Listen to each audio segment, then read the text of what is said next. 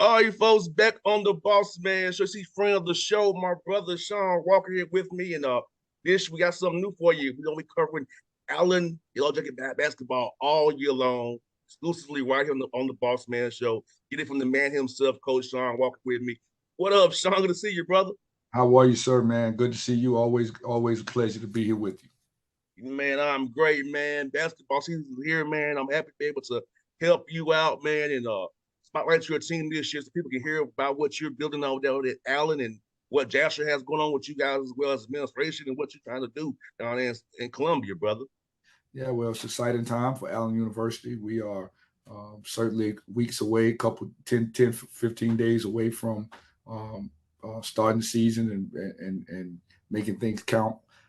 So we're trying to chase history here. We're trying to what I call move the cheese here at Allen and create a new day, new environment, new culture.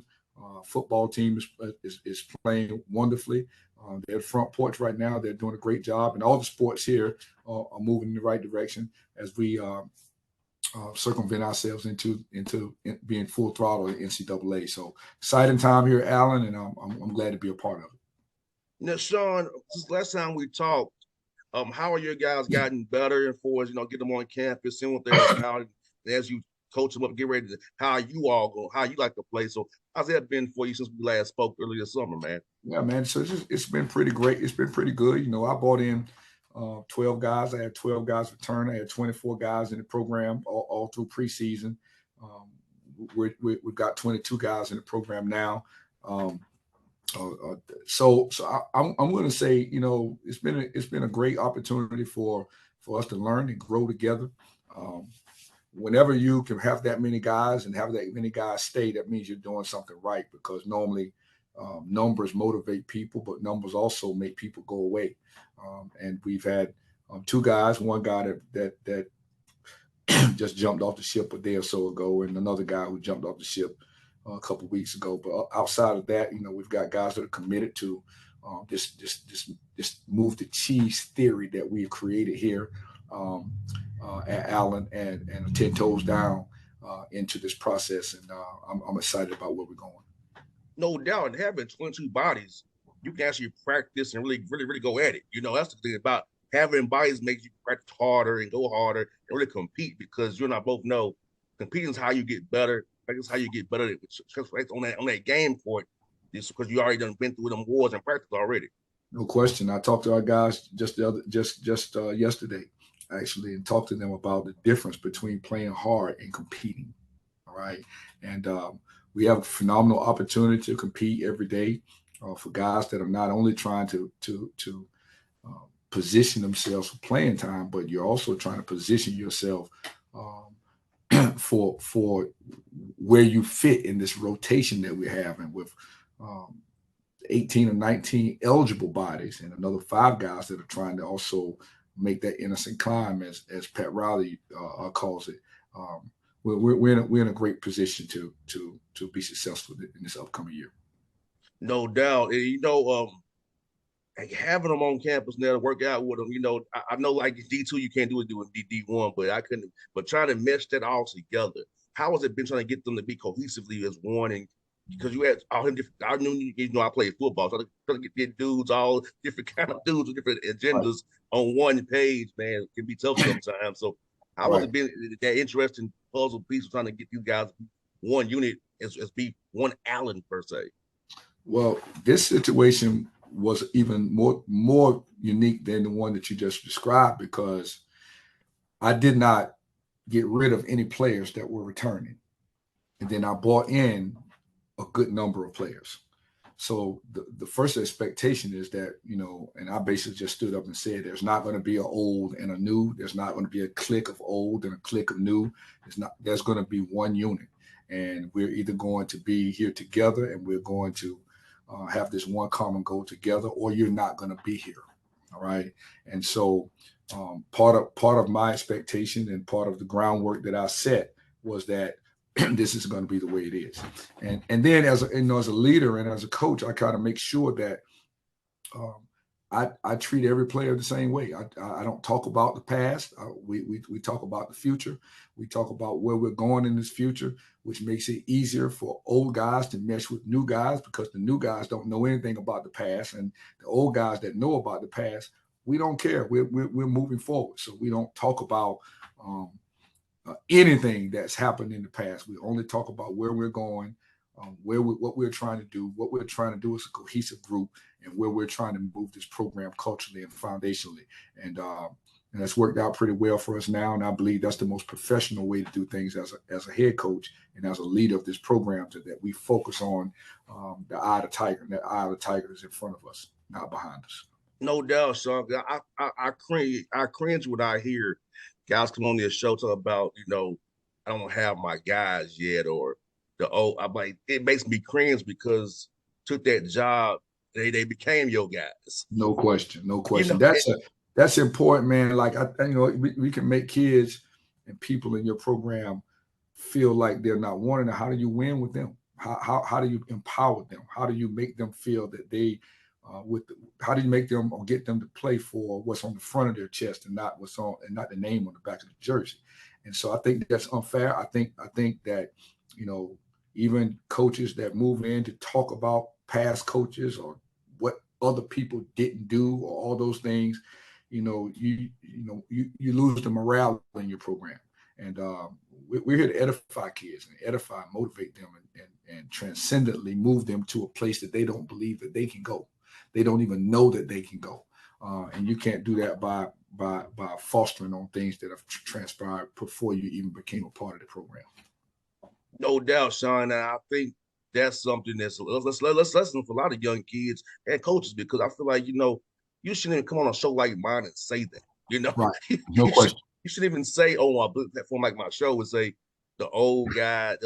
I don't have my guys, or old Right. guys with the old staff. Like, just be like, hey, we got these guys. They're returning, and Right. just say Right. it that way, but don't ask try to qualify it as the old guys or Right. not my guy. Because as a host, I want to cringe and it's like pause, but Right. it's like I'm gonna let you say what you're gonna say. I don't Right. agree with it, but Right. it's like Yeah. I just think it's unprofessional, and I think obviously when um, you take a job and you coach the people that are in the locker room, all of them, not the ones that you recruited or the ones that you inherited. You coach them all, and they're all yours. These are all my guys. They don't know it all the time, but I love them all the same. We get to know. I'm getting to know them. Um, I'm pushing them hard, coaching them hard, loving them hard, um, all those things. And I take pride in the fact that I don't want either of them to say that they were mistreated when they leave me 10 years from now.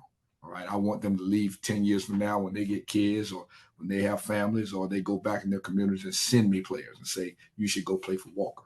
You should go to Allen. You should go here. You should go there because I had a great experience playing for that guy.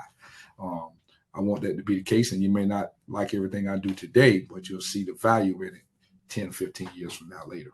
no doubt. Like I said, since I've known you, you've been the same dude since I've known you.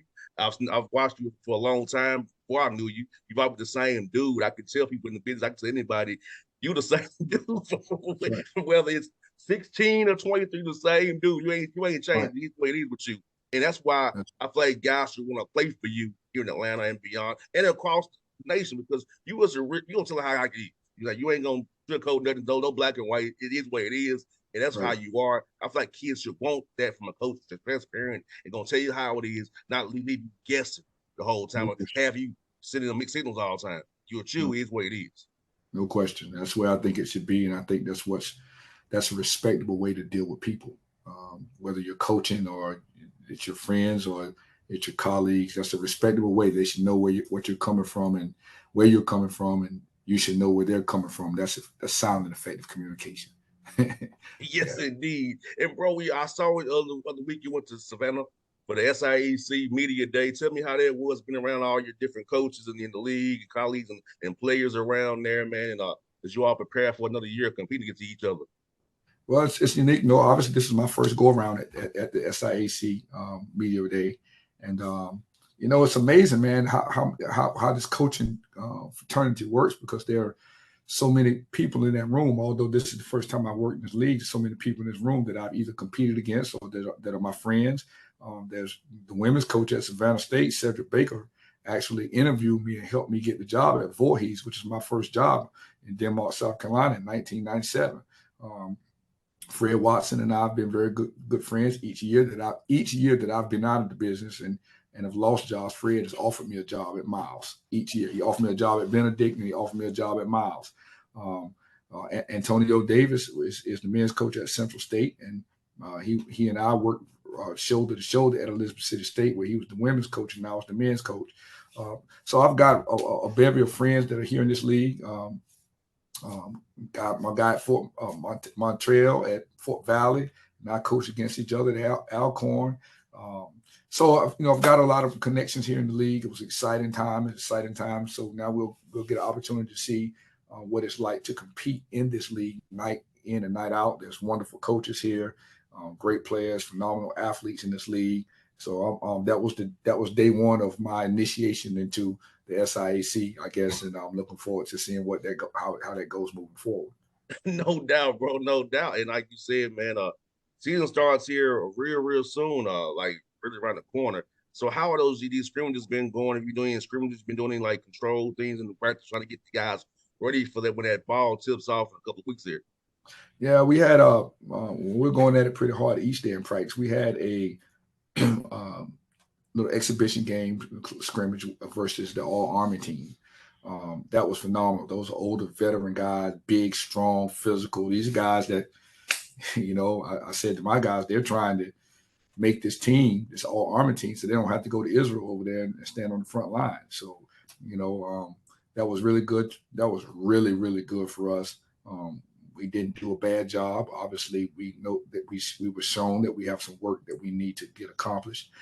But right now, that let me know that we're trending in the right direction. We have another one coming up here in the next 7 to 8 days that we're looking forward to. Playing against another truly phenomenal opponent. So I'm looking forward to finalizing this preseason. And then we're going to Florida, man, in 2 weeks and play University of Tampa and Eckerd, which is going to be a handful for us. So we'll be prepared. We'll be ready. Win, lose, or draw. We'll learn from it and look forward to just building on our successes and capitalizing on our mistakes. No doubt. This week is y'all homecoming down in Allen, man. And tell me about the vibe on campus this week, bro. Well, I tell you what, we had a volleyball game on campus last night. It was packed. They had a street party right outside the gym after the volleyball game. Now the gym shut down, so we got to move out of here so we can practice because the step show's coming tonight. The football game's tomorrow. Tailgating is getting spearheaded. It's an exciting time. Homecoming here is a little different than what I'm used to. The alumni will probably show up here today and start moving around campus. Football game's a little bit outside of the city. Parade's going to be right downtown. So it's an exciting time here again. And looking forward to moving around and meeting all the alums and former players and people who love Allen University, like I'm going to do as well. No doubt. Well, Shawn, look forward to doing this. Look forward to doing this show with you all year long, brother. This is just a show one. We're gonna do it again next week as well, and then the week on we're gonna stack them up, stack like we stacking W's, brother. So it'll be fun, brother. I look forward to seeing you soon, man. We're gonna make these people know about Allen every week, brother. We will represent it very, very well, my guy. Well, this is good. This is gonna be a phenomenal teaser to a great year, and hopefully we'll be able to come on week by week and report something good to the people who support Allen University. No doubt, folks. This has been the Shawn Walker Show on the Bossman Radio Network. We are out.